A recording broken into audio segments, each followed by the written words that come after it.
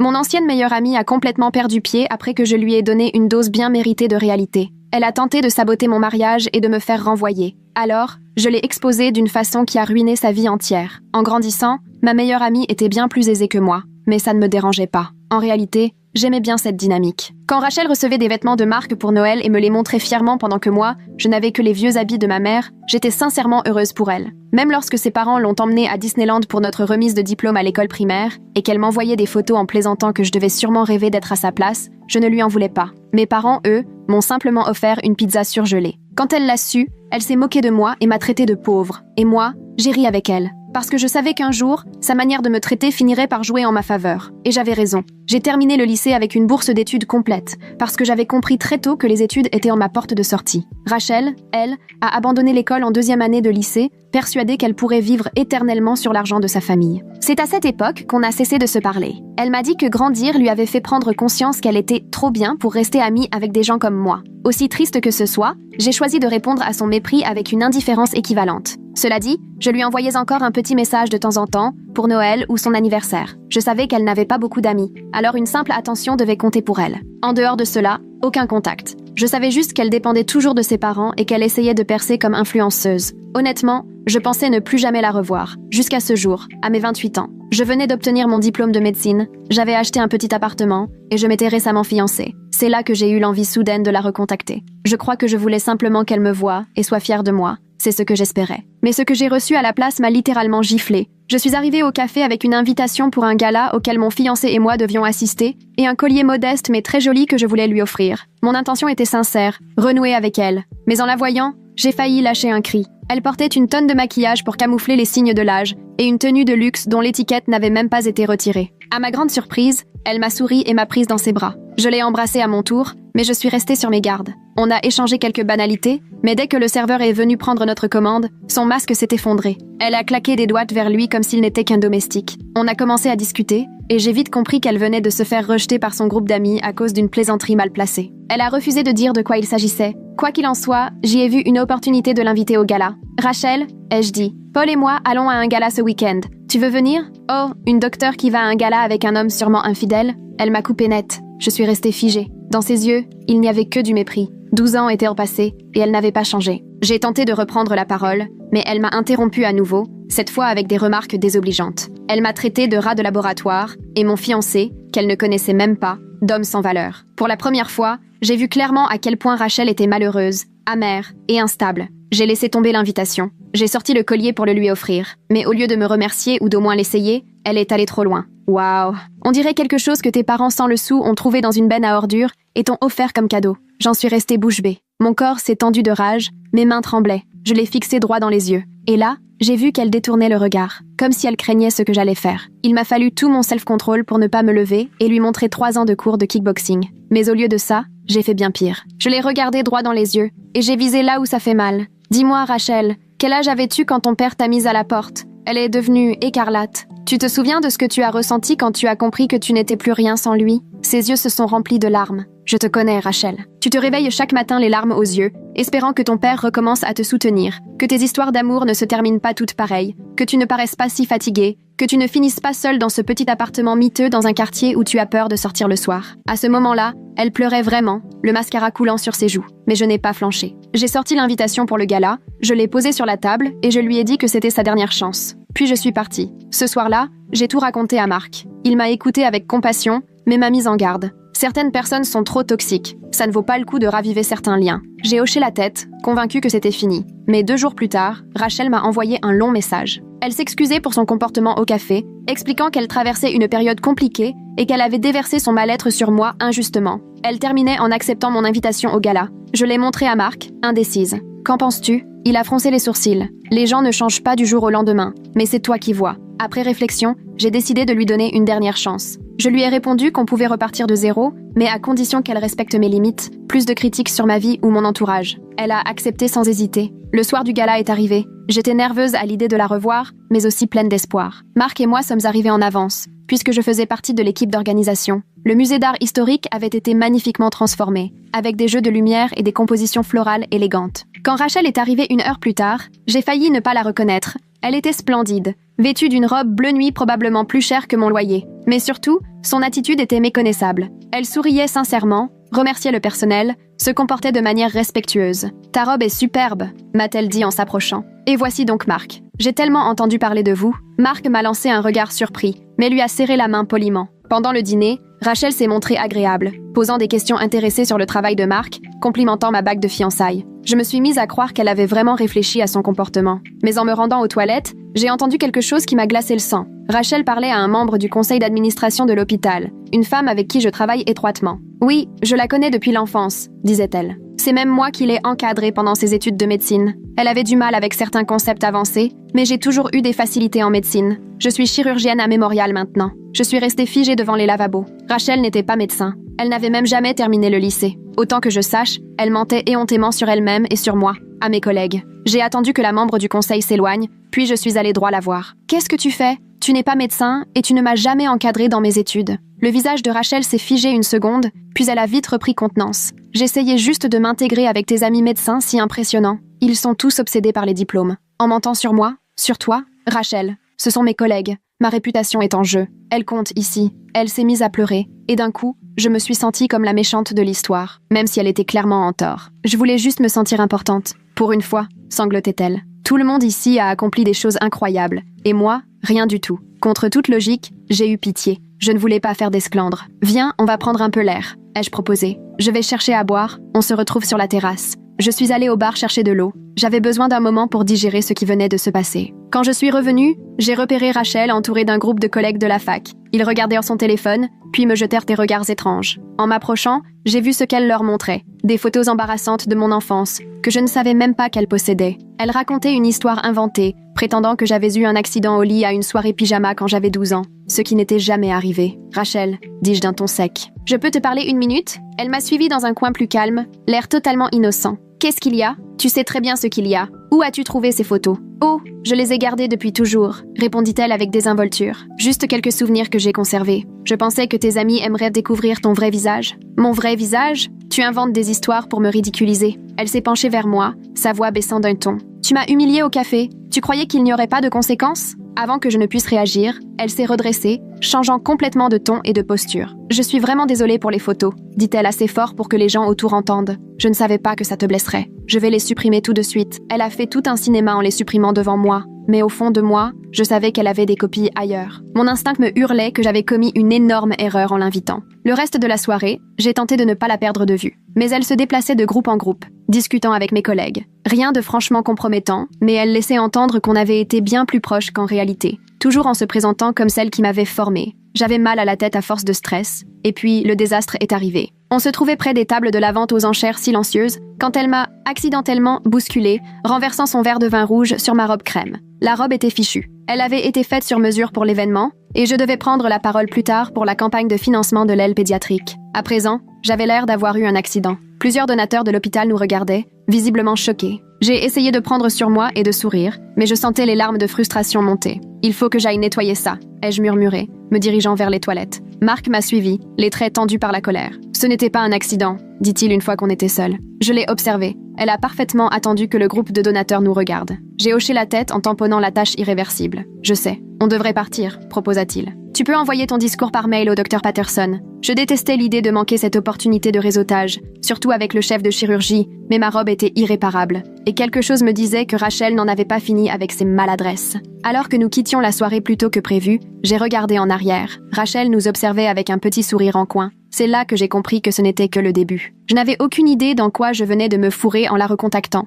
Mais j'avais un mauvais pressentiment. J'allais bientôt le découvrir. Le lendemain matin, je me suis réveillée avec plusieurs messages de collègues me demandant si j'allais bien. J'ai cru d'abord qu'ils parlaient de l'incident avec le vin. Mais en lisant les messages, mon cœur a chuté. Apparemment, Rachel avait raconté à plusieurs personnes que j'avais quitté la soirée parce que j'avais trop bu et que je ne tenais pas l'alcool. J'ai immédiatement appelé le Dr Patterson pour lui expliquer ce qui s'était réellement passé. Mais à son ton, j'ai compris qu'il n'était pas totalement convaincu. « Ce genre de choses peut arriver », dit-il avec diplomatie. « Assurez-vous d'être prête pour la réunion du conseil la semaine prochaine. » Le message était clair. Ma réputation professionnelle avait pris un coup. Quand je l'ai raconté à Marc, il était furieux. « C'est absurde », dit-il en faisant les 100 pas dans la cuisine. « Elle essaie clairement de te nuire. »« Je sais », ai-je répondu, écœurée. « Mais comment le prouver ? C'est sa parole contre la mienne. Et elle est apparemment très persuasive. J'ai essayé d'appeler Rachel pour la confronter, mais elle n'a pas répondu. À la place, elle m'a envoyé un message disant qu'elle n'avait rien dit sur moi et l'alcool, qu'elle avait seulement mentionné que je ne me sentais pas bien et que les autres avaient dû tirer leurs propres conclusions ou chercher à faire du drame. Tu devrais la bloquer, a suggéré Mark. Couper tout contact. J'ai acquiescé, mais quelque chose m'a retenu. Si elle comptait continuer à répandre des rumeurs à mon sujet, je voulais savoir ce qu'elle disait. J'ai donc commencé à tout documenter. J'ai créé un dossier sur mon téléphone avec des captures d'écran de toutes nos conversations et j'ai pris des notes sur chaque interaction. Pendant la semaine suivante, j'ai gardé la tête baissée au travail, concentré sur mes patients et tenté de regagner la confiance par mon professionnalisme. Je croyais que Rachel avait tourné la page après s'être amusée au gala. J'avais tout faux. Une semaine après l'événement, mon chef de service m'a convoqué dans son bureau. Le Dr Klein est d'ordinaire chaleureux et encourageant, mais ce jour-là, son regard était grave. Il tourna son écran vers moi. « Tu peux m'expliquer ça ?» À l'écran, un post sur les réseaux sociaux d'un compte appelé Medical Frau. On y voyait prétendument des photos de moi, visiblement en état d'ébriété lors de conférences médicales. Sauf que je savais pertinemment qu'elles étaient truquées. Sur l'une d'elles, ma tête avait été grossièrement collée sur le corps de quelqu'un d'autre. Sur une autre, une simple photo de moi avec un verre d'eau avait été modifiée pour me faire paraître désorientée. C'est faux, ai-je dit aussitôt. Je n'ai jamais bu lors d'une conférence. Ce sont des images retouchées. Le Dr Klein poussa un soupir. C'est bien ce que je pensais. Le montage Photoshop n'était même pas très réussi, mais ces publications avaient été envoyées à plusieurs membres du conseil, et il fallait qu'on s'en occupe. Mon visage me brûlait de honte pendant que j'expliquais toute l'histoire à Dr Klein. Rachel, mon ancienne amie, semblait déterminée à détruire ma réputation. C'était humiliant d'avoir à parler de tout ce drame personnel à mon supérieur, mais je n'avais pas le choix. « Je suis désolée que vous ayez à gérer ça », dit Dr Klein après m'avoir écouté. « Pensez-vous qu'elle pourrait aller encore plus loin ? Honnêtement, je n'en sais rien, ai-je avoué. Je n'aurais jamais imaginé en arriver là. Il m'a conseillé de continuer à tout documenter et de consulter l'équipe juridique de l'hôpital si la situation s'aggravait. En sortant de son bureau, je ressentais à la fois du soulagement, parce qu'il me croyait, et de l'inquiétude face à ce que Rachel pourrait encore inventer. Ce soir-là, Mark et moi avons décidé qu'il était temps de couper tout contact. Je l'ai bloqué sur toutes les plateformes et demandé à nos connaissances communes de ne rien lui dire sur moi. On s'est dit qu'en perdant l'accès à ma vie, elle finirait peut-être par se lasser. Pendant 2 semaines, le calme est revenu. Plus de publications mensongères, plus de rumeurs au travail. Petit à petit, je recommençais à respirer. Je me concentrais sur les préparatifs de notre mariage. Nous avions réservé un lieu magnifique pour l'automne. Un manoir historique entouré de jardins qui allait flamboyer de couleurs. Le dépôt de garantie nous avait coûté cher, mais c'était l'endroit de nos rêves. Puis un soir, j'ai reçu un appel du lieu de réception. Dr Thompson, ici Andrea de Bellevue Manor. Je vous appelle pour confirmer le changement de date de votre mariage du 15 octobre au 3 décembre et pour vous informer que nous avons bien traité l'annulation de votre acompte traiteur, comme demandé. J'ai eu l'impression que le sol s'ouvrait sous mes pieds. Je n'ai demandé aucun changement, ai-je dit, la voix tremblante. Notre mariage est toujours prévu pour le 15 octobre. Un silence gêné a suivi. Pourtant, j'ai ici un formulaire de modification signé par vous, il y a 3 jours. C'est la mère de votre fiancé qui s'est présentée pour régler les détails. Sa mère vit au Colorado,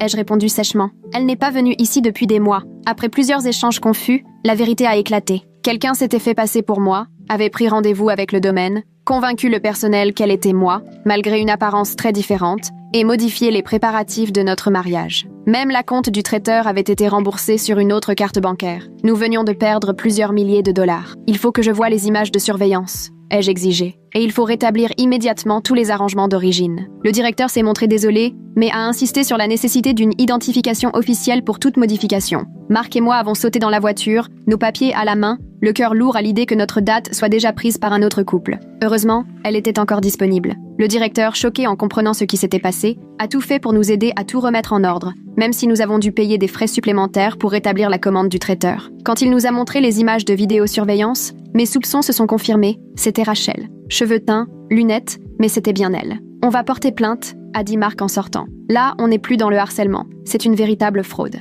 La police a pris notre déposition, mais leur réaction n'a pas été très rassurante. Sans aveu direct de Rachel, ils estimaient qu'il serait difficile de prouver qu'il ne s'agissait pas simplement d'un malentendu. Ils nous ont recommandé une action civile. 3 semaines avant notre mariage, la situation a dégénéré. Mes demoiselles d'honneur ont commencé à agir de façon étrange. Annulation de rendez-vous pour les robes, excuses pour reporter l'enterrement de vie de jeune fille. Finalement, ma témoin Jamie m'a appelée. « Il faut que je te demande quelque chose », dit-elle, le ton grave. « Est-ce que tout va bien entre toi et Mark ? Si tu as besoin d'en parler, je suis là. » Déconcertée, je lui ai demandé ce qu'elle voulait dire. C'est là qu'elle m'a transféré un email anonyme qu'elle avait reçu. Il contenait des captures d'écran de prétendus échanges entre Mark et une autre femme, accompagnés d'un message disant « La mariée mérite de savoir ». Les messages étaient annonces complètement inventés. On y lisait que Mark disait être malheureux avec moi et prévoyait de retrouver cette autre femme dans un hôtel. Le style ne lui ressemblait pas du tout, et le numéro affiché n'était même pas le sien. mais c'était assez crédible pour semer le doute chez mes amis. J'ai passé des heures au téléphone à rassurer chacune de mes proches. Notre relation était solide, et tout cela était un mensonge. Marc, lui, était dévasté. Il avait toujours été fier de son intégrité, et l'idée que des gens puissent te croire qu'il me trompait le rendait fou. « Qui fait ça ?» demandait-il ce soir-là, en tournant en rond dans notre salon. « Qui met autant d'énergie à nuire à quelqu'un ?» Je n'avais pas de réponse. La cruauté dont Rachel faisait preuve dépassait l'entendement. Ce n'était plus une simple vengeance mesquine. C'était une attaque calculée contre toute ma vie. J'ai contacté mon cousin Joseph, expert en cybersécurité. Il a accepté de tracer l'origine des emails anonymes. Quelques jours plus tard, il m'a rappelé « L'adresse IP vient d'un cybercafé à 3 rues de chez Rachel. On ne peut pas prouver que c'est elle qui les a envoyés, mais c'est une drôle de coïncidence. » Nous avons transmis ces informations à la police, mais une fois de plus, cela ne suffisait pas pour lancer une procédure pénale. Ils nous ont suggéré de demander une ordonnance d'éloignement qui requiert moins de preuves. Alors qu'on étudiait nos options juridiques, Rachel est passée à l'étape suivante. Quelqu'un a appelé l'hôpital de façon anonyme pour déclarer m'avoir vu voler des médicaments à la pharmacie à des fins personnelles. Cela a immédiatement déclenché une enquête interne et j'ai été temporairement restreinte d'accès à certaines zones de l'hôpital, y compris le stockage des médicaments. C'était humiliant au possible. J'ai dû expliquer à la sécurité que j'étais la cible d'une ancienne amie malveillante. Heureusement, grâce aux enregistrements de surveillance, ils ont rapidement confirmé que je n'avais rien fait d'illégal. Mais pendant plusieurs jours, j'ai dû faire co-signer toutes mes prescriptions par un autre médecin. J'ai donc dû raconter toute l'histoire à des collègues que je connaissais à peine. L'enquête interne m'a totalement blanchie en une semaine, grâce au système de sécurité très performant de l'hôpital, qui prouvait que je n'étais jamais entrée dans la pharmacie sans autorisation. Mais le mal était fait. Je sentais les regards pesants, les doutes. Certains patients ont demandé à changer de médecin. C'était subtil, mais profondément blessant. Pendant ce temps, Rachel trouvait un nouveau point faible à exploiter. La mère de Marc, Linda, ne m'avait jamais particulièrement portée dans son cœur. Elle avait toujours espéré que son fils épouserait la fille de vieux amis de la famille. Même si elle restait polie, il y avait une distance, une froideur. Et Rachel, bien sûr, avait flairé cette faille. Un jour, Marc a reçu un appel inquiet de sa mère. « Est-ce que tout va bien entre toi et Sarah ?» lui a-t-elle demandé. J'ai entendu des choses assez troublantes. Il s'est avéré que Rachel s'était inscrite au cours de yoga de Linda sous un faux nom et avait passé des semaines à se rapprocher d'elle. Une fois sa confiance gagnée, elle a commencé à glisser des remarques subtiles, insinuant que je n'étais pas aussi équilibrée que je le prétendais et que Marc n'était pas heureux, mais trop loyal pour l'admettre. Elle semblait si sincère, a dit Linda quand Marc l'a confrontée. Elle m'a dit qu'elle te connaissait depuis la fac et qu'elle était juste préoccupée. Marc était furieux. « Maman, je t'ai dit à quel point je suis heureux. Pourquoi tu croirais une inconnue plutôt que ton propre fils ? La situation a explosé le jour où je suis passée en voiture près du studio de yoga et que j'ai vu Rachel en sortir avec Linda. Je l'ai reconnue immédiatement, malgré sa nouvelle coupe de cheveux. Sans réfléchir, j'ai garé la voiture et l'ai confrontée sur le parking. « Qu'est-ce que tu fais avec ma future belle-mère » ai-je exigé. Rachel a feint la surprise. « Je ne vois pas de quoi tu parles. Je prends juste un cours de yoga. Arrête ton cinéma, Rachel. Je sais exactement ce que tu fais. » Elle a haussé les épaules, visiblement trop calme. « Tu as l'air vraiment parano, Sarah. Peut-être que tu devrais en parler à quelqu'un. » Avant que je puisse répondre, Linda est sortie du studio et nous a vus. Rachel en a profité pour s'éclipser, me laissant seule pour tout expliquer. Heureusement, quand j'ai montré à Linda des photos de Rachel et des preuves de sa campagne de harcèlement, elle m'a cru. Elle était bouleversée de réaliser qu'elle avait été manipulée et s'est excusée de m'avoir douté. C'était un soulagement de rétablir la vérité, mais aussi épuisant de devoir constamment me défendre. Avec notre mariage prévu dans 2 semaines, Marc et moi pensions avoir enfin mis un terme à l'influence de Rachel. On avait prévenu tout le monde autour de nous, renforcé la sécurité pour le mariage, et on était très prudents quant aux informations personnelles qu'on partageait. Puis j'ai reçu une lettre recommandée d'un cabinet d'avocats. On m'y accusait d'avoir commis une faute médicale grave sur un patient nommé Tyler Benson, ayant entraîné des lésions nerveuses irréversibles. L'auteur exigeait 200 000 $ pour éviter un procès. Je n'avais jamais traité de patient portant ce nom. En fouillant un peu, on a découvert qu'il était le cousin de Rachel. Marc et moi avons contacté immédiatement notre avocat. Il nous a confirmé que la plainte était manifestement frauduleuse, mais qu'il fallait tout de même y répondre formellement. Résultat, on a dû reporter notre lune de miel au Japon, perdant plusieurs milliers de dollars en réservations non remboursables. Notre avocat a envoyé une réponse ferme, signalant que les dossiers médicaux de l'hôpital prouveraient que je n'avais jamais soigné ce patient, et menaçant de contre-poursuite pour plainte abusive. L'autre cabinet a rapidement abandonné l'affaire, signe qu'il n'avait même pas vérifié les faits avant d'envoyer la lettre. Mais le stress devenait insupportable. Je dormais mal. Chaque notification sur mon téléphone me faisait sursauter. Après qu'on ait retrouvé notre voiture rayée dans le garage souterrain, Marc a installé de nouvelles caméras de sécurité autour de notre appartement. On avait tous les deux perdu du poids à force d'angoisse constante. Et puis, quand je croyais qu'on avait touché le fond, j'ai découvert qu'un site internet entier avait été créé dans le but de me faire passer pour une médecin dangereuse. Le site contenait de faux témoignages de patients affirmant que j'avais mal effectué des interventions simples, manqué de professionnalisme ou prescrit de mauvais traitements. Certains récits étaient de si bien écrits qu'ils semblaient un peu plausibles, d'autant qu'ils mélangèrent des éléments réels sur ma spécialité. Le site apparaissait en tête des résultats de recherche quand on tapait mon nom. En 2 semaines à peine, mes rendez-vous avec de nouveaux patients avaient chuté de 30% 40%. Il faut qu'on fasse appel à quelqu'un pour gérer ça, a insisté Marc après que j'ai fondu en larmes à l'annonce d'un énième rendez-vous annulé. Le patient avait cité un des mensonges trouvés sur le site. On a trouvé un service spécialisé en gestion de réputation en ligne. Le coût était élevé, plusieurs milliers de dollars au départ, plus des frais mensuels. Mais j'étais à bout. Ma carrière comptait plus que tout pour moi. J'avais travaillé trop dur pour laisser Rachel tout détruire. Malheureusement, leurs efforts ont d'abord empiré les choses. En essayant de mettre en avant du contenu positif sur moi et de signaler le faux site pour suppression, ils ont attiré encore plus d'attention sur les rumeurs. Des groupes Facebook locaux ont commencé à discuter de moi, certains se demandant si je représentais vraiment un danger. Des gens qui ne m'avaient jamais consulté se permettaient de confirmer ce qu'ils avaient entendu dire. J'ai dû ravaler ma fierté et demander à des collègues d'écrire des témoignages positifs sur notre collaboration. C'était professionnellement humiliant. La plupart m'ont soutenu, mais je sentais que certains se demandaient s'il n'y avait pas un fond de vérité. Il n'y a pas de fumée sans feu, telle semblait être la pensée générale. Le stress affectait aussi notre relation. Marc et moi étions épuisés, tendus. On était passé du rêve d'un mariage féerique à l'envie d'en finir au plus vite, avant que Rachel ne trouve un autre moyen de nuire. Avançons la date et faisons quelque chose de simple, a proposé Marc après une journée de crise de plus. Juste la famille proche, dans un endroit où Rachel ne nous attendra pas. Je détestais l'idée de lui donner raison en changeant nos plans, mais la raison l'a emporté. Nous avons reprogrammé la cérémonie pour le week-end suivant, au même endroit, en informant uniquement nos familles proches. On a perdu un autre acompte, mais ça valait la peine pour avoir enfin un peu de paix. La veille du nouveau mariage, le lieu nous a appelés, paniqués. Des inspecteurs sanitaires venèrent de débarquer, suite à une plainte anonyme affirmant qu'il y avait une infestation de rongeurs dans les cuisines. Aucune trace n'a été trouvée, mais la réglementation exigeait une inspection complète avant de pouvoir servir de la nourriture, ce qui ne pourrait pas être fait à temps. Nous avons perdu le lieu et l'acompte du traiteur, à moins de 24 heures du mariage. La cousine de Marc, Elisabeth, a proposé d'organiser la cérémonie dans son jardin. Ce n'était pas le lieu de rêve qu'on avait imaginé, mais à ce stade, on voulait juste se marier sans nouvel incident. Et malgré tout, le petit mariage dans son jardin s'est révélé magnifique. Le modeste jardin d'Elisabeth comptait quelques rosiers et une petite terrasse. Rien à voir avec les vastes allées du manoir, mais c'était intime, sincère, entouré uniquement de ceux qui nous aimaient vraiment. Mais alors qu'on échangeait nos vœux, une voiture garée en face de la maison a commencé à klaxonner sans interruption et à faire retentir de la musique à plein volume. Le frère de Marc et 2 de ses amis ont aussitôt couru voir ce qui se passait pendant qu'on essayait d'abréger nos vœux. À travers le vacarme, j'ai aperçu Rachel dans sa voiture, un sourire malveillant sur le visage, bien décidée à gâcher notre cérémonie.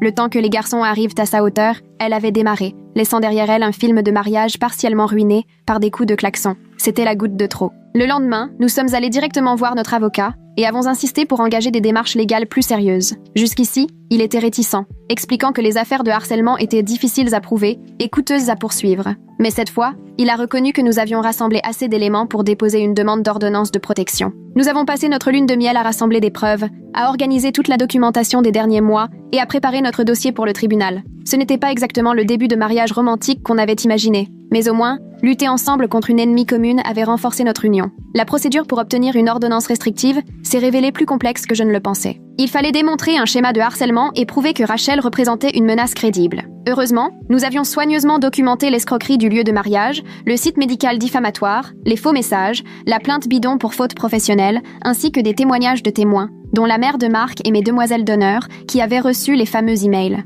Juste au moment où l'on croyait faire des progrès, Rachel a déposé sa propre demande d'ordonnance contre moi, affirmant que c'était moi qui la harcelais. Dans sa déposition, elle prétendait que j'étais obsédée par elle, que je la suivais partout et que je répandais des mensonges à son sujet auprès de nos connaissances communes. Nous avons dû assister à une audience terriblement inconfortable, où Rachel a présenté des preuves fabriquées, des photos retouchées censées me montrer en train de la suivre, de faux messages et même un journal intime falsifié censé documenter sa peur de moi. Elle avait mis autant d'efforts à construire cette version alternative des faits qu'elle en avait mis à me nuire. Heureusement, le juge a vu clair dans son jeu. Nos preuves étaient en solides et vérifiables, tandis que les siennes s'effondraient dès qu'on les examinait un peu. Le juge a accordé l'ordonnance restrictive en ma faveur, exigeant que Rachel reste à plus de 150 mètres de moi, de mon domicile et de mon lieu de travail. Il a rejeté sa demande et l'a averti des conséquences en cas de fausses accusations. Je suis sortie du tribunal soulagée, mais pas réellement rassurée. Une ordonnance n'était qu'un bout de papier, et Rachel avait déjà prouvé qu'elle était prête à violer la loi pour me blesser. Mais au moins, c'était officiel. Une reconnaissance claire que j'étais la victime, et non l'agresseur. Pendant environ 3 semaines, le calme est revenu. Aucun nouveau site n'apparaissait,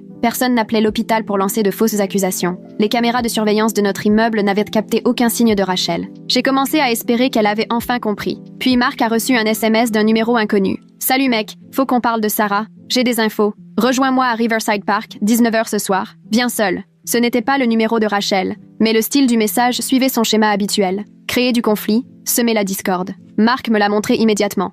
C'est évidemment un piège, a-t-il dit. Probablement ce fameux Tyler, son cousin, celui de la fausse plainte. Ou alors elle utilise un téléphone jetable. Dans tous les cas, tu ne peux pas y aller, ai-je insisté. Il était d'accord, mais curieux. Et si j'y allais quand même, mais je restais dans la voiture, juste pour voir qui vient? J'étais contre. Mais Mark pensait qu'on pourrait obtenir plus de preuves, surtout si Rachel violait l'ordonnance en envoyant quelqu'un à sa place. Il m'a promis de rester enfermé dans la voiture, vitre levée, et de partir au moindre signe de danger. Ce soir-là, Mark s'est garé près du lieu du rendez-vous, 15 minutes en avance. Il a laissé sa dashcam allumée pour tout enregistrer. À 19h précise, un homme s'est approché du parking, scrutant les alentours. En apercevant la voiture de Mark, il est allé droit vers lui. Mark l'a reconnu aussitôt. C'était bien Tyler, le cousin de Rachel, celui qui avait déposé la fausse plainte. Tyler a fait signe à Mark d'ouvrir la vitre, mais Mark a secoué la tête et montré son téléphone pour lui signaler qu'il filmait. D'un coup, Tyler a changé de ton. Il s'est mis à hurler des insultes et à frapper contre la vitre, tentant clairement de provoquer une réaction. Lui aussi filmait, sans doute dans l'espoir d'obtenir une vidéo où Mark réagirait mal, à utiliser plus tard contre nous. Mark était resté calme et a simplement démarré, laissant Tyler en furie sur le parking. Quand il m'a montré la vidéo, j'en ai eu la nausée. Ils essayaient clairement de piéger Mark dans une confrontation qui pourrait leur servir devant un tribunal ou nuire à sa réputation. Nous avons ajouté cet incident à notre dossier et prévenu notre avocat. Il nous a conseillé d'enquêter plus sérieusement sur Tyler, puisqu'il semblait désormais agir comme mandataire de Rachel. Joseph, mon cousin expert en cybersécurité, a découvert que Tyler avait un casier judiciaire dans un autre État, notamment pour des faits similaires de harcèlement, y compris une condamnation pour dégradation de biens appartenant à une ex-petite amie. Tout indiquait que Rachel avait trouvé l'acolyte parfait, quelqu'un d'aussi rancunier qu'elle et tout aussi dépourvu de limites. Nous avons porté ces informations devant le tribunal en demandant l'extension de l'ordonnance restrictive à Tyler en tant que représentant de Rachel. Rachel s'est présentée à l'audience pour contester, prétendant être la cible d'une vendetta de ma part. Le juge n'a pas été impressionné par sa performance. Il a averti les deux parties de maintenir une stricte distance et a explicitement dit à Rachel que le fait d'envoyer quelqu'un à ma rencontre constituerait une violation de l'ordonnance. Pendant 2 mois, les choses sont restées relativement calmes. Rachel semblait respecter les nouvelles restrictions et nous avons peu à peu relâché notre vigilance. Mark et moi avons enfin pris un petit week-end dans un chalet au bord d'un lac. Ce n'était pas le Japon, mais c'était une bouffée d'oxygène. Mais pendant notre absence, ma mère m'a appelée en larmes. Quelqu'un avait jeté des pierres contre les vitres de leur maison au beau milieu de la nuit. Des notes étaient attachées aux pierres, avec ce message « Ta fille détruit des vies ». J'ai pris la route immédiatement, bouleversée à l'idée que Rachel s'en prenne désormais à mes parents. Mon père a tenté de relativiser, parlant d'un acte de vandalisme ordinaire, mais ma mère était clairement terrifiée. À 65 ans, il ne méritait pas de vivre avec cette peur. On a déposé une nouvelle plainte et installé des caméras chez eux. Les forces de l'ordre local ont pris la menace plus au sérieux que la police de la ville et ont promis d'augmenter les patrouilles dans le quartier. Mais je ne pouvais m'empêcher de craindre que mes parents ne soient les prochaines cibles. Pendant que j'étais avec eux, Rachel a commis son acte le plus audacieux à ce jour. D'une manière ou d'une autre, elle a accédé à ma messagerie professionnelle et a envoyé des emails inappropriés à plusieurs patients. Certains proposaient des prescriptions de substances réglementées sans protocole. D'autres contenaient des commentaires déplacés sur l'état de santé des patients. À mon retour, j'ai trouvé une notification m'informant que j'étais suspendue temporairement en attendant une enquête informatique. L'hôpital prend très au sérieux toute plainte de patients et les emails semblaient réellement provenir de mon compte. Heureusement, le service informatique a réagi rapidement. L'enquête informatique a rapidement révélé que les emails avaient été envoyés depuis une adresse IP non liée à l'hôpital ni à notre réseau domestique. Mon compte avait été piraté à l'aide d'une réinitialisation de mots de passe, rendue possible grâce aux réponses à mes questions de sécurité. Des réponses que Rachel connaissait sans doute depuis notre enfance. L'hôpital m'a réintégré après 3 jours, avec une déclaration officielle adressée aux patients concernés pour expliquer la violation du compte. Ils ont aussi renforcé les mesures de sécurité en imposant l'authentification à 2 facteurs pour tous les courriels professionnels. Mon chef de service m'a soutenu, mais je sentais bien que certains administrateurs commençaient à remettre en question mon discernement. Et le pire, c'est que Rachel avait visiblement prévu tout ça. Avant même que le service informatique ne puisse démontrer que les emails étaient falsifiés, elle avait déjà pris des captures d'écran et les avait envoyées anonymement à l'ordre des médecins,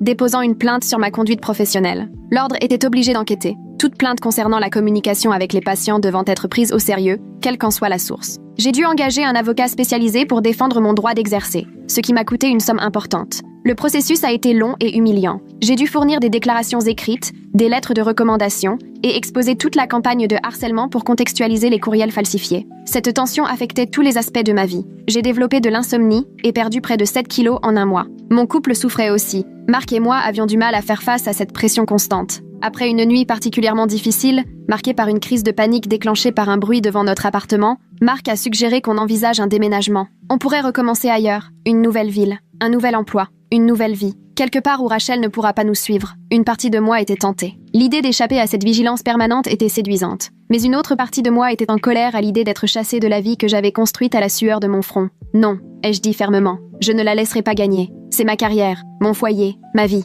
Je ne fuis pas. À la place, nous avons élaboré un plan méthodique pour obtenir des preuves irréfutables du harcèlement de Rachel. Joseph a proposé de créer un piège numérique, un espace de stockage en ligne protégé par mot de passe, censé contenir mes journaux intimes et des informations sensibles, mais en réalité conçu pour suivre toute tentative d'accès. Ces faux journaux contenaient des insécurités inventées, des peurs imaginaires, destinées à appâter Rachel. Les mots de passe choisis étaient volontairement simples, liés à des souvenirs d'enfance qu'elle seule connaîtrait. Nous avons ensuite demandé à une connaissance commune de glisser, en public, que j'utilisais un journal numérique pour gérer mon stress. L'appât a fonctionné au-delà de nos attentes. 2 jours plus tard, quelqu'un avait accédé au faux journal depuis une adresse IP rattachée à l'immeuble de Rachel. Non contente de lire les entrées, elle les avait téléchargées et avait commencé à en publier des extraits sur les réseaux sociaux, accompagnés de commentaires cruels sur ma vie pathétique. Mais Joseph avait intégré des filigranes numériques et des pixels de traçage dans les fichiers qui reliaient sans équivoque les accès non autorisés aux appareils de Rachel. Nous avions enfin des preuves techniques irréfutables, fraude informatique,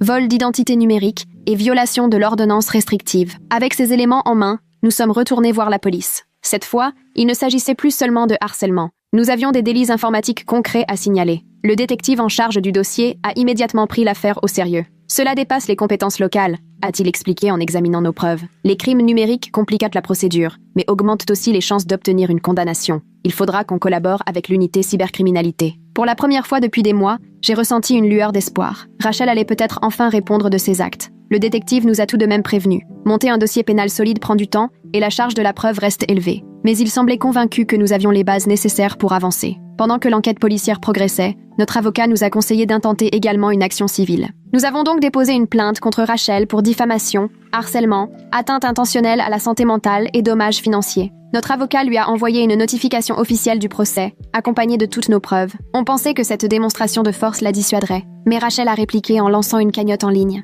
Elle affirmait y être victime d'un lynchage judiciaire, orchestré par des médecins fortunés qui cherchaient à la faire taire après qu'elle ait soi-disant dénoncé la vérité. Elle me dépeignait comme une femme puissante, rancunière, qui utilisait ses ressources pour écraser une simple citoyenne. La distorsion des faits était presque fascinante tant elle était poussée. Le pire, c'est que des gens y ont cru. Rachel a récolté près de 15 000 $ grâce à la générosité de parfaits inconnus convaincus de sa prétendue victimisation. Mais l'instruction du procès a révélé une vérité bien différente. Sa vengeance n'avait rien d'un coup de tête. Elle planifiait cette campagne depuis des années. Nous avons trouvé un journal détaillé, remontant à mes débuts en faculté de médecine, dans lequel elle énumérait méthodiquement comment elle comptait s'en prendre à chaque aspect de ma vie. Ma carrière, mon couple, ma famille, ma réputation. Ces éléments ont considérablement renforcé notre dossier. L'avocat de Rachel, payé avec l'argent de sa cagnotte, lui a conseillé de régler l'affaire à l'amiable. Mais Rachel a refusé, furieuse, clamant qu'elle était la vraie victime et qu'elle allait le prouver au tribunal. À mesure que la date du procès approchait, Rachel devenait de plus en plus désespérée.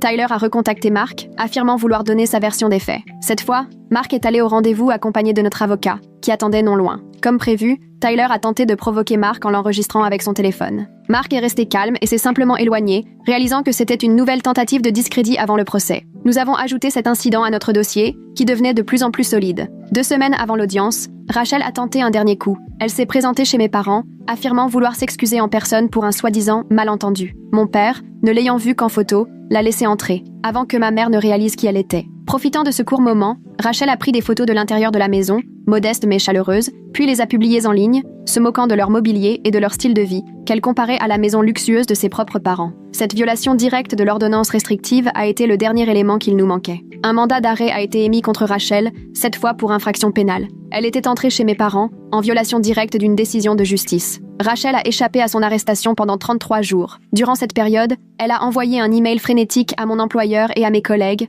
affirmant que j'avais tout inventé dans le cadre d'un complot sophistiqué visant à la détruire. Mais sa fuite ne faisait que la rendre encore plus suspecte. Lorsqu'elle a finalement été arrêtée dans une gare routière, apparemment en train de tenter de quitter la ville, rares étaient ceux qui croyaient encore à ses protestations d'innocence. Avec Rachel en détention préventive pour avoir violé l'ordonnance restrictive, Mark et moi avons enfin ressenti un soulagement. Bref, mais réel. Mais très vite, nous avons compris que ce n'était que le début d'un nouveau chapitre. L'affaire pénale pour violation de l'ordonnance était distincte du procès civil, qui, lui, suivait toujours son cours. Les deux nécessitaient notre participation, nos témoignages, et une énergie émotionnelle que nous n'avions plus en réserve. Nous étions également inquiets pour nos finances. Entre les frais juridiques, les dispositifs de sécurité et les pertes de revenus dues aux dégâts causés à ma réputation, nous avions déjà dépensé plus de 30 000 $ à cause du harcèlement de Rachel. Le simple fait de poursuivre la bataille judiciaire paraissait décourageant. Puis, contre toute attente, l'aide est venue d'une source improbable. Dr Klein, l'un des associés principaux de l'hôpital, qui m'avait soutenu tout au long de cette épreuve, nous a mis en relation avec une avocate spécialisée dans les affaires de harcèlement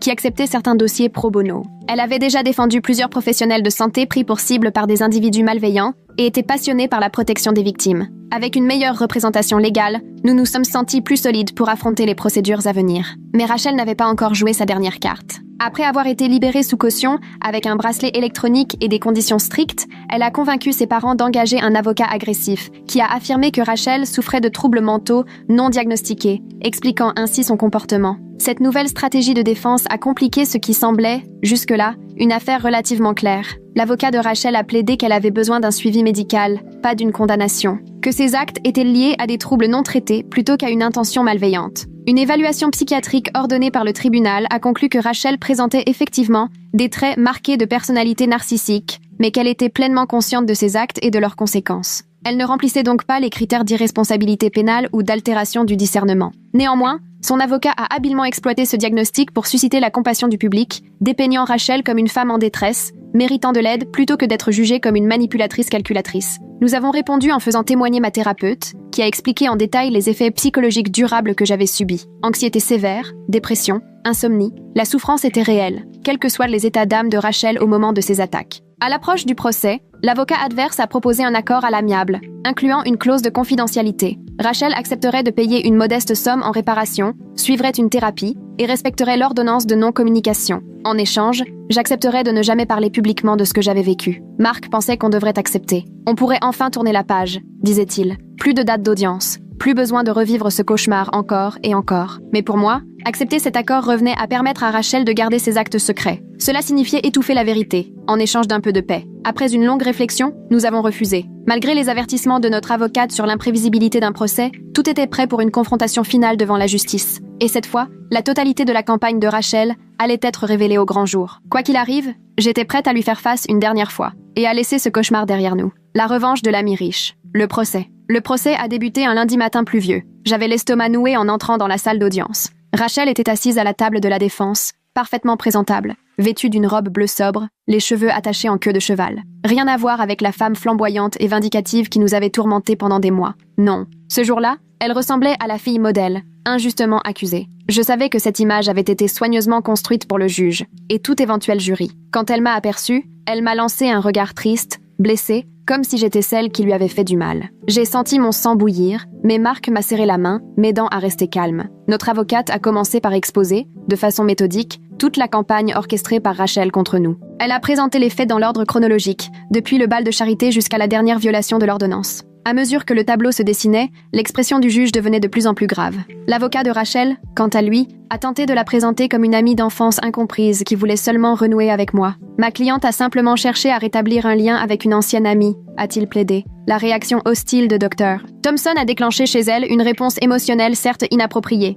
mais compréhensible. J'ai failli éclater de rire face à ce discours absurde. Heureusement, notre avocate était prête. Elle a sorti le journal intime de Rachel, où elle planifiait ma chute, avec des dates prouvant que tout cela avait commencé des années avant notre rencontre au café. Au 3e jour du procès, même les parents de Rachel semblaient choqués par l'ampleur des faits. Ils étaient assis au fond de la salle, le visage de plus en plus bouleversé à chaque nouvelle pièce à conviction. J'en suis presque venue à ressentir de la pitié. Ils ignoraient sans doute l'étendue des agissements de leur fille. Le moment décisif est arrivé lors du contre-interrogatoire de Rachel. Elle a maintenu son rôle de victime fragile pendant presque 1 heure, parlant doucement, expliquant à quel point elle m'admirait et voulait juste faire à nouveau partie de ma vie. Mais notre avocate a peu à peu démoli son récit, soulignant les incohérences, présentant des preuves qui contredisaient ses affirmations. Puis, acculée à propos du sabotage du mariage, Rachel a craqué. « Tu méritais tout ce que je t'ai fait », a-t-elle hurlé, le visage déformé par la colère. « T'as toujours pensé que t'étais mieux que moi, juste parce que t'as eu une foutue bourse ?» Un silence glacial a envahi la salle d'audience. Rachel a immédiatement réalisé son erreur et tenté de se rattraper, mais c'était trop tard. Son éclat de rage avait réduit à néant la version soigneusement préparée de son avocat, basée sur la fragilité psychologique. Le juge a non seulement statué en notre faveur, mais a également émis une ordonnance restrictive permanente et ordonné à Rachel de nous verser 175 000 $ pour diffamation, préjudice émotionnel et perte financière. Il a aussi recommandé au procureur d'engager des poursuites pénales pour vol d'identité, fraude informatique et violation d'ordonnances judiciaires. En quittant le tribunal, j'ai ressenti un immense soulagement. La décision du juge n'était pas seulement une victoire, c'était une validation, une reconnaissance officielle que je n'étais ni folle, ni paranoïaque. Rachel avait réellement tenté, méthodiquement, de détruire ma vie. Je pensais ressentir de l'euphorie, mais à vrai dire, j'étais juste épuisée. La vigilance constante, l'anxiété prolongée, l'adrénaline en continu depuis plus d'1 an, tout cela m'avait littéralement vidée. Ce soir-là, Marc et moi avons commandé des plats à emporter et nous nous sommes endormis sur le canapé avant 21h, trop fatigués même pour fêter notre victoire. Les semaines qui ont suivi ont apporté de nouveaux défis que nous n'avions pas anticipés. Les parents de Rachel ont refusé de l'aider à payer les dommages. Ils ont dit à son avocat qu'ils en avaient fini avec elle. Après des années à couvrir ses erreurs, ils avaient atteint leurs limites. Cela signifiait que Rachel devait désormais faire face non seulement aux conséquences financières, mais aussi à la perte de son principal soutien. Le jugement m'avait apporté une forme de réparation. Mais sur le plan émotionnel, je luttais encore avec des troubles anxieux et un manque profond de confiance. Je sursautais au moindre bruit, vérifiais les verrous 3 fois avant de dormir, balayais chaque pièce du regard dès que j'y entrais. Ces réflexes s'étaient installés sans que je m'en rende compte. Marc l'a remarqué et m'a proposé d'utiliser une partie de l'indemnisation pour faire une thérapie. Pas juste pour toi, m'a-t-il dit. Pour nous deux. Moi aussi, ça m'a affecté. Je pense qu'une thérapie de couple nous aiderait à reconstruire ensemble. Il avait raison. Nous avons trouvé une thérapeute spécialisée dans les traumatismes et le rétablissement. Les séances étaient parfois éprouvantes, mais elles nous ont permis de guérir à deux et de renforcer notre lien à travers cette épreuve. 2 mois après le procès, j'ai reçu une bonne nouvelle sur le plan professionnel. L'hôpital a rétabli complètement mon dossier et m'a proposé une place dans une équipe de recherche prestigieuse, spécialisée dans les traitements innovants des troubles auto-immuns pédiatriques. C'était exactement le genre de travail que j'avais toujours rêvé de faire. Le poste impliquait des déplacements réguliers pour des conférences médicales, ce qui a ravivé certaines de mes angoisses. L'idée d'être loin de chez moi, dans des hôtels où n'importe qui pouvait me retrouver, me plongeait dans une spirale d'anxiété. Marc m'a aidé à mettre en place des protocoles de sécurité, points de contact réguliers, hôtel avec sécurité renforcée, partage permanent de ma localisation avec lui. Ce n'était pas parfait, mais cela m'a permis d'accepter le poste. Mes parents ont décidé de déménager plus près de nous. L'agression par jet de pierre les avait plus secoués qu'ils ne l'avaient d'abord admis, et ils voulaient se sentir plus en sécurité. La maison qu'ils avaient repérée dépassait légèrement leur budget, alors nous avons utilisé une partie de l'indemnisation pour les aider à verser l'apport. Il nous semblait juste de transformer l'attaque de Rachel en quelque chose de positif pour notre famille. Alors que notre vie retrouvait peu à peu un semblant de normalité, j'ai reçu une lettre inattendue. Elle venait de la petite sœur de Rachel, Emily. Je ne l'avais rencontrée que quelques fois dans mon enfance, mais elle écrivait pour s'excuser du comportement de sa sœur. « J'ai vu la jalousie de Rachel envers toi la ronger pendant des années », écrivait-elle. « Elle gardait des coupures de journaux à propos de ta bourse, puis de ton admission en médecine. Elle était obsédée par tes réussites. » La lettre était bienveillante, mais contenait aussi un avertissement.